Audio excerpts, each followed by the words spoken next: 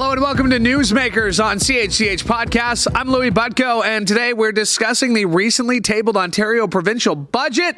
And to do that, I'm very pleased to be joined by CHCH Queen's Park producer Randy Rath. And Randy, this was what, your third, fourth, fifth time covering a budget? You've only been doing this a couple of years, right? Actually, this one was my 42nd. I've been around a long time. And, budget lockups haven't been the same since they stopped us from smoking in them. But, You started CHCH in 1981. You mentioned you've been through a lot. Just take us through the process of budget day, because a lot of people turned on their news at 6 o'clock and obviously realized it was a big day. Al Sweeney was live from Queen's Park. The finance minister was on the show. But at Queen's Park, budget day is a big deal. Well, budget day has evolved because of COVID. It used to be they had this giant room and they would lock us all up, like literally lock us up so that we couldn't get out with any of the budget documents. We were guarded by the OPP. They wouldn't let us leave the room, even if we didn't have the documents with us. Now it's evolved to the point where they give us remote access to the budget documents, and we still gather in a room for the press conference. Mm-hmm. So what happens is you get the budget early in the morning, like 8 o'clock. You sit there, you go through it. Some guy comes in and does a technical briefing, and you can ask him technical questions. Like, for instance, this year we were talking about the new helicopters for the police. And, we said, well, they're for GTA. Like, who's going to control them? And it turns out the OPP is going to control them. So I guess we're going to have an Air Force in the OPP now. But anyhow, then you get to go back to your office, eat some pizza, sort of hang out, kick the thing around our office. And then there's a press conference with the finance minister. Al went to that. That's about 1:30, I think. And then the opposition leaders come in. And then Al comes racing back to the camera to the office, and we cram a story together. We just bang the thing together, and then before you know it, Al's on live, and the whole thing's over with. Now, when you're taking a look at this budget, back in the day, the embargoed budget, but when you're taking a look, what jumps out at you? Because obviously there are things that the government wants you to read and wants you to report about. So they'll include a page of highlights. But how do you criticize or research a document that you just get? It's a quick turnaround. Oh, it's absolutely a quick turnaround. And to a certain extent, you have to take what they're telling you as being true. And, mostly it is. And they do supply experts that we can, ask questions of. Like if there's housing policy, we can ask the housing policy experts, what the hell does this mean? And then the minister comes in, and the minister will honestly answer our questions. And then the opposition will poke holes in those, in what the government is saying. And it is a very quick turnaround, and sometimes we really don't know exactly what the policy is that they're talking about, because there's not room in the document for all of the detail that's involved. And that's what that question and answer period is. You mentioned that the helicopters, I'll let our listeners know, $46 million in the budget over 3 years to purchase 4 helicopters for OPP, and also provide additional resources to surveil roadways and catch street racers, impaired drivers, and help curb automotive theft. Let's get in, not the nitty gritty of the budget, but no real big announcements, no real big tax cuts. And for a government that doesn't have to run again for a few years, this is kind of what we were expecting, was it not? Yeah, it's what we call a midterm budget, and we really weren't expecting anything big. I mean, they announced their main planks moving in the weeks before the budget, like the $1.5 billion, I think it was, for infrastructure for cities to build sewers and water supplies to make it easier for them to build housing. The government wanted to theme this budget as making it more affordable for people to live in the province. And, right off the top of his budget speech, the minister was talking about how the world has changed, and it's the most unaffordable that it's been ever in the province's history, is what he was saying. And it's their main themes tried to address that. Yeah, and I mean, when you look at this, it's a $214.5 billion budget. it's that deficit that's jumping out to a lot of people. This was a government that has been sitting for quite a few years now, a term and a half, that always attacked the Liberals over their high deficits. Are you surprised by the lack of ink that's being used to highlight the deficit and where they're at right now in spending? Well, over the last year, interest rates have gone up, and they've really incurred a lot of expenditures that they didn't think they were going to have. Like, a year ago in last year's budget, they thought that there would be a $200 million deficit in this year's budget. Well, now it's $9 billion. So that's a lot of money. And part of it could be attributed to Bill 124 being deemed unconstitutional in the court, and the government having to pay out $6 billion towards that. But there's been all sorts of payments that they've had to make because interest rates are up, and because our population has grown immensely over the last couple of years, and it's understandable that the spending is the biggest that it's ever been for a fiscal year in the province.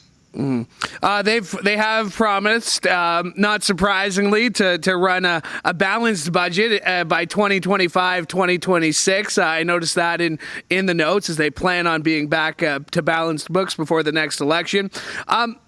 What did jump out at you at this one? We mentioned the helicopters. That's obviously just something that was pretty interesting. $46 million for 4 helicopters. But what caught your eye when you were flipping through this yesterday? Well, just to go back a sec, the year that they say they're going to be in balance is the year after the next election. So they're admitting, like, hey, we can't fix this, and I doubt they'll be back in balance the year after the election. I don't think we're ever going to see a balanced budget unless there's some phenomenal growth in economic prosperity in the province. But what grabbed my attention it's just the little things that they tried to do, like the elimination of the gas tax. That's like, what they say, $300 a year for the average family that's buying a tank of gas a week.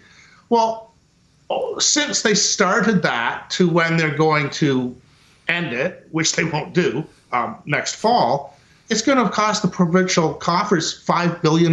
You could do a lot with $5 billion. That's a huge amount of money.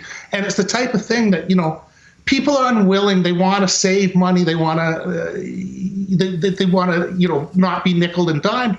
But the thing is, those nickels and dimes really add up. And, people want good health care, good schools, good roads. They want everything, but they don't really seem to want to pay for it. Yeah. And I mean, it's another thing for drivers. We've talked about this, that it seems like Doug Ford loves rewarding people who drive their cars. He wants to build more highways and improve transit. He took away the registration for stickers.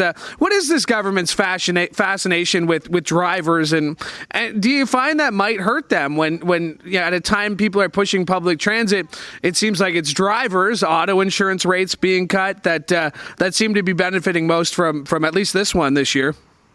Well, they're still spending a lot of money, unprecedented amounts of money on public transit. They're building transit lines all over the place. They're getting all-day GO service to Niagara Falls and to Milton. And, the bottom line is money. The government doesn't look, the Ford government doesn't look at, voters as they look at them as people that are going to donate to their campaigns. So they've essentially written off the people in downtown Toronto because they're pretty much not going to vote for the Tories no matter what. But the people in the suburbs, the people that use the highways, are the people that are going to vote for them. And they're also the people, more importantly to the government, the people that will donate to their campaigns. So, if you live in, out in the burbs where, Milton, outer Mississauga, Hamilton now is basically a suburb of Toronto, and those are the people that will vote for the Tories, and they're the ones that want roads. So he has to supply that, and also there's so many trucks on the road now that you need more roads. So you need capacity to get goods to and fro, and to let the economy function. Yeah. My thing is, I drive the Burlington Skyway every day. I didn't see any money towards easing that congestion. So I know he wants to build the 413, but even Niagara to the GTA, I would like to see some money earmarked there in the next few years because that drive is undrivable. Well, hey, they're twinning the Garden City Skyway. I'm never stuck on the Garden City Highway or the Garden City Skyway, Randy. I'm stuck literally every day on the Burlington Skyway. Well, I know, and I mean, I've done that drive a lot too. I've driven in from Niagara to Toronto a lot, and it's crazy. It is. I don't know what they do. I mean, Louie, you can't very well build another skyway. Like you can't twin that thing. But I mean, what they're trying to do is get more people into transit, and now the trains that are coming from Niagara, they're hardly used, but as a transportation minister a few years ago said to me, well, you have to have the train in place, and it takes years so that people recognize it as a viable option to driving their cars. People like to drive their cars in this province, and the further you are, like if you're commuting in from Niagara Falls every day, it's probably faster for you to drive your car, even with the traffic, than it is to take the trains and mess around. Yeah. Oh, you're definitely right there. And if we ever get those high-speed GO trains, I'm sure it'll be a lot different. Let's talk about the opposition's response, the Liberals' response. What did you take away from the criticisms thrown by Leader Stiles or Leader Crombie yesterday? Anything out of the ordinary? I mean, it's kind of what we were expecting. The NDP seemed to be going really hard at the lack of healthcare, the lack of healthcare discussion in this budget. Yeah, I don't think they liked it, to be honest. Bold statement, Randy. I'm a genius. What they were saying is that it's overall. I mean, there's some money. There's like $500 million going to hospitals to maintain infrastructure. There's money going to local health teams. Those what they've been trying to build all over the province. But overall, the increased expenditure on healthcare is only 1.4%, and that's less than the rate of inflation. And that's what the opposition was really pointing out. Like, hey, this is actually a takeaway. This isn't. You're not increasing spending. You're taking it away when you count in inflation. And we have huge problems in the healthcare system like this. There's simply not enough nurses. There's not enough doctors. Now they're saying that they're going to build a new medical school at York University. It's controlled by York University, and this year they're only spending $9 million on it, which isn't a lot of money. That's a planning phase. Mm-hmm. So they're going to train family doctors because there's I think it's 3.1 million people in the province that don't have a family doctor. It's outrageous, and that itself overburdens the emergency wards, and it's a tough deal. I mean, the opposition is essentially saying, we want you to spend a ton of money to fix things, but we don't want you to raise anybody's taxes. And that's what the Tories said when they first came in. We're going to fix things, and you're not going to have to pay that much more, and we're going to make the system perfect. Well, every government says that, and it's a combination of they're lying to us, and they don't really understand the fiscal circumstance and how difficult it is to really fix problems in the province. So, every government that's ever been elected says this fantasy that we're gonna make things better, but you're not going to have to pay for it. And it's impossible to do. How are you supposed to do that? It's not going to work. And, Merritt Stiles could promise the world, Bonnie Crombie could promise the world, but when they get in, they're going to be hit with the reality that Doug Ford is now being hit with, that it's really difficult to fix the big problems in our society. But in the same week, we see, what the opposition will call a cut in healthcare funding. We get stories coming out saying how temporary nursing agencies, which are necessary, we need to have nurses in hospitals, but temporary healthcare employees got paid $1 billion last year when our own nurses can't be fully staffed. Like, how much of issue do you think healthcare is going to be for the Ford government in 2026? Because like I said, I think the NDP have made it very clear that's what they're going to be running on in the next 2 years.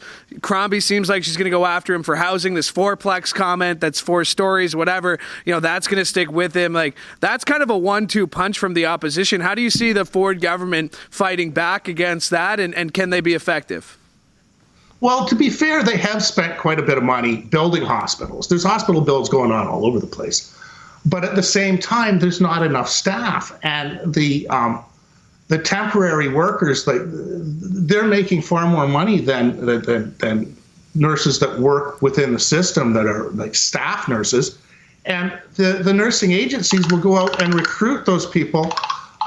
Sorry about that. My phone's just ringing. You're a popular guy, man. Yeah. It's probably the premier. But anyhow, they're going to have to get a handle on that. And I don't know how they're going to do it. I mean, the staff, temporary nurses, agency nurses have become so entrenched in our system now that, nurses can make a whole lot more money working for one of these agencies and get better shifts. So how are they going to convince people nurses to not go and work for one of those agencies? I don't know. It's a very difficult problem, but they're going to have to figure out how to do it, or it could cost them the election. Yeah. Let's talk about the election. 2026, it is a few years away, but we know who will be running in it. Nothing's going to happen to Stiles.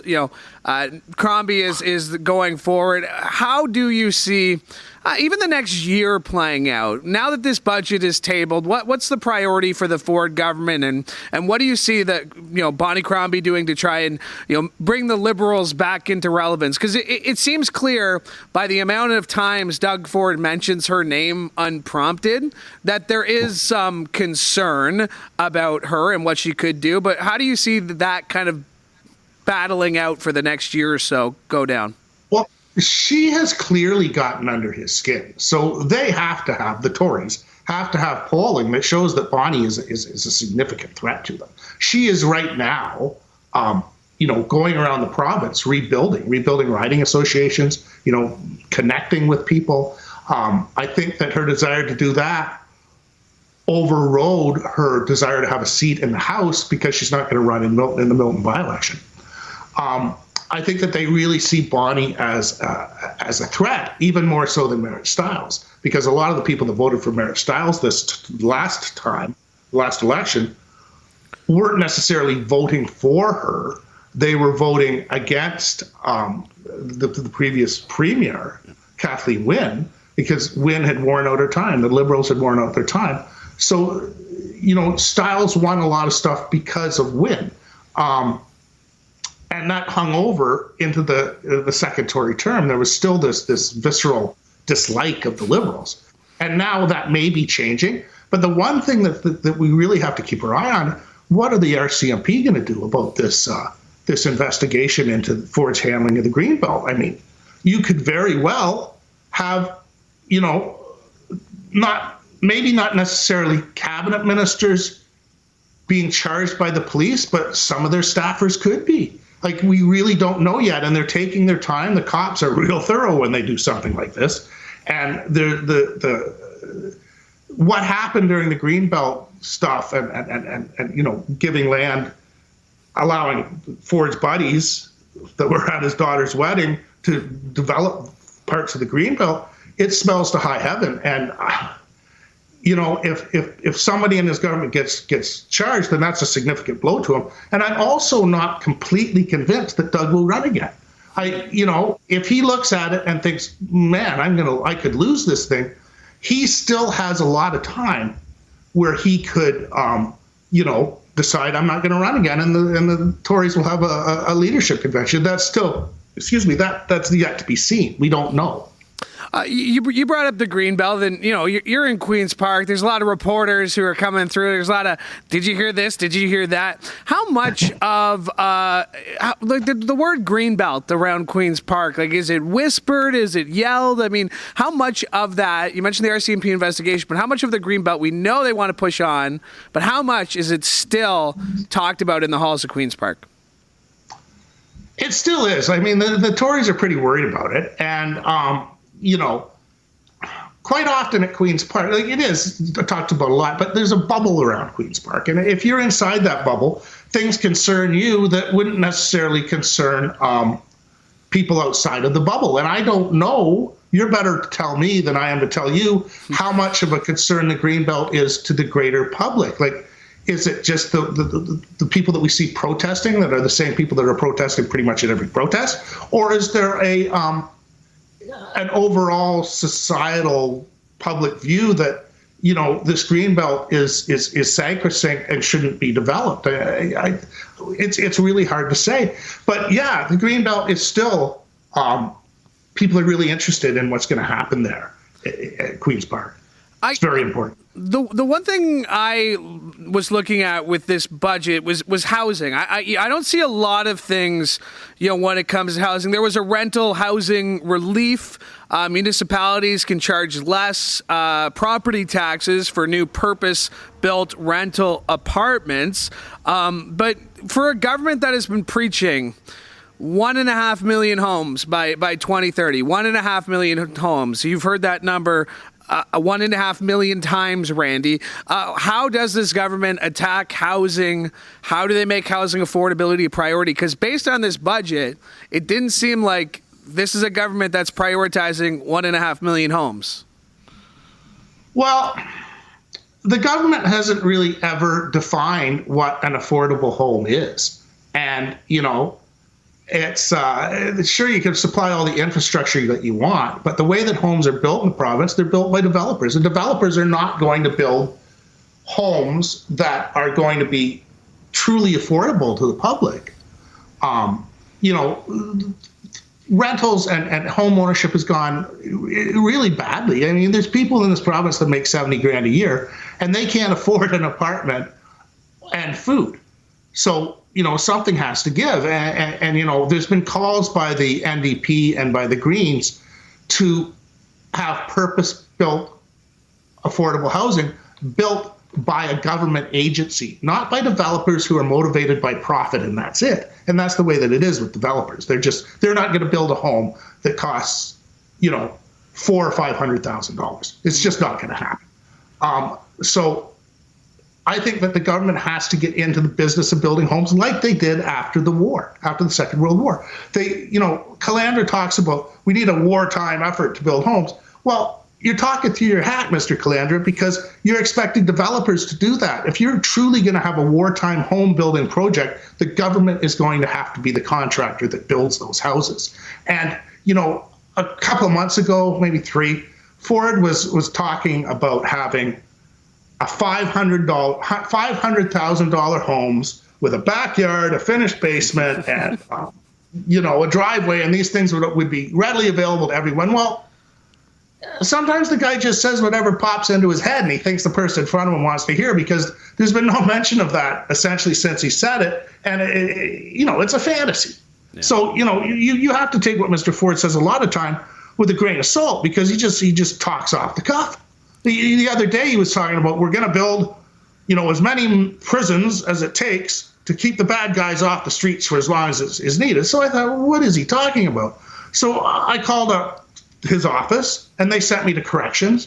And corrections said, well, he's talking about 2 builds, one in Thunder Bay and one someplace else up north that are already happening. So they basically poo-poo what the guy is saying. So how do we take him seriously as a politician right now? He's the premier of our province. What do we take seriously when he opens his mouth? How do we, as the public, I mean, through you as Queen's Park, you're doing the work to make sure what he's saying is accurate, and even when it's not, finding the corrections. What do we do? How do we become people watching this show who aren't at Queen's Park? How do we become more informed citizens to know what's true and what's false out of the premier's mouth? Well, when he starts to talk grandiose things, you take it with a grain of salt. When the guy says we're going to build as many prisons as we can, you know, well, no, you're not. And when he talks about we're going to build $500,000 homes that are standalone places, well, no, you're not. So you just have to take everything with a grain of salt and really look at it and you know, listen, sadly, to us to see what we can discern is real or not.